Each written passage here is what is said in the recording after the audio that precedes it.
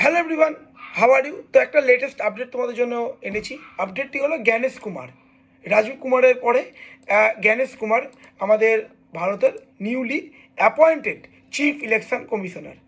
ওকে, তো দেখো, prime minister advice দিয়েছেন প্রেসিডেন্টকে, সেই অনুযায়ী তিনি অ্যাপয়েন্টেড হলেন, আর অলরেডি তিনি অ্যাপয়েন্টেড।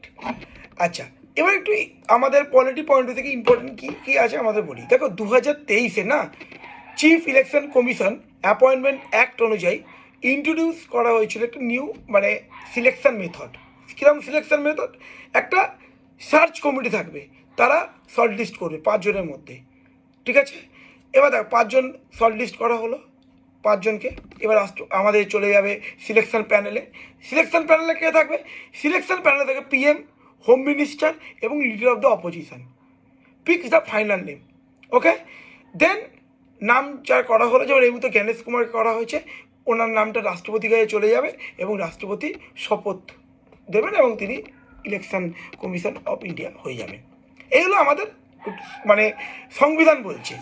এবার দেখো, ওনার সম্বন্ধে কিছু ইনফরমেশান তোমাদেরকে বলে রাখি। দেখো, জ্ঞানেশ কুমার হলো 1988-এর কেরালা ক্যাডারের আইএস অফিসার এবং লাস্ট মানে জানুয়ারি মাসে রিসেন্টলি রিটায়ার্ড হয়েছেন secretary of ministry of cooperation, ঠিক আছে?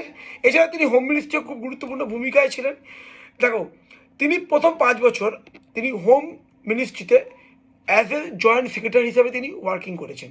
দেন তিনি অ্যাডিশনাল সেক্রেটারি হিসেবেও কাজ করেছেন এবং জম্মু অ্যান্ড কাশ্মীরে যখন আর্টিকেল 370 আর্টিকেলটা অ্যাব্রোগেট করা হলো, সেক্ষেত্রে কিন্তু তিনি হেড করেছিলেন, ঠিক আছে? হেডেড। ওকে, এছাড়া তিনি একজন আইআইটি কানপুর থেকে তিনি পাস করেছেন সিভিল ইঞ্জিনিয়ারিংয়ে বিটেক।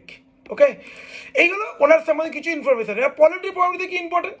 দেখো, মনে রাখতে হবে election commission of India part কত নম্বর পার্টে আছে?